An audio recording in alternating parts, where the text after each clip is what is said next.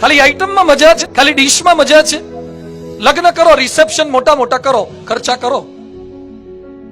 બધાને મારી પેરેલલ વિનંતી એ છે કે તમારી તાકાત હોય અને જરૂરિયાત લાગતી હોય ને એટલો જ ખર્ચો લગ્નમાં કરજો. લોકોના રવાડે ચડી અને લગ્નમાં ખોટા ખર્ચા કરવાનું બધાએ શરૂ કર્યું છે. આ ખોટી રીત છે.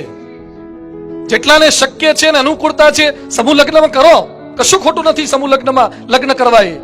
એમાં કઈ નાના બાપના નથી થઈ જવાના, પણ નથી બતાવી દેવું છે.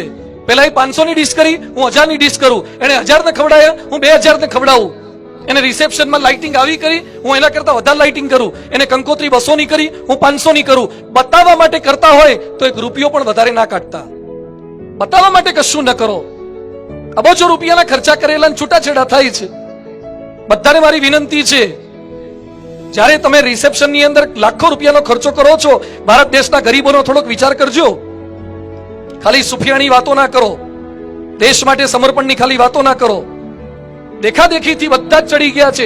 જન્મ દિવસ આવે એટલે કેક કાપો. હવે પાછું નવું શરૂ થયું છે, મેરેજ એનિવર્સરી. આ મોટી ઉંમર વાળાને કેટલી એનિવર્સરી જતી રહી, પૂછો લગ્ન ક્યારે કર્યા હતા? એક ખબર નહીં, એક દળ થઈ ગયા હતા તોય ટકી ગયું.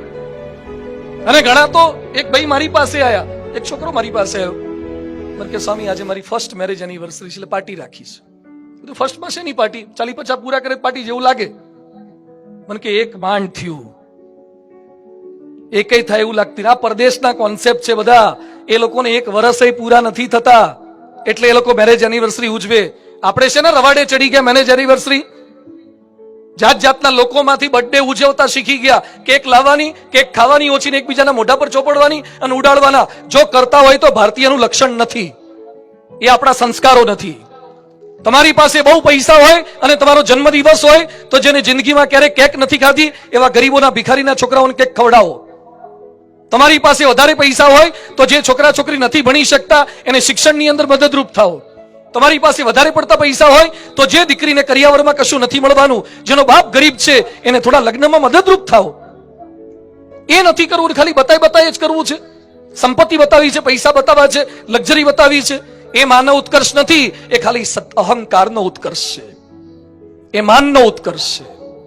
એ અહંકારના ઉત્કર્ષમાંથી પાછા વળો અને માનવતાના ઉત્કર્ષ બાજુ આગળ વળો.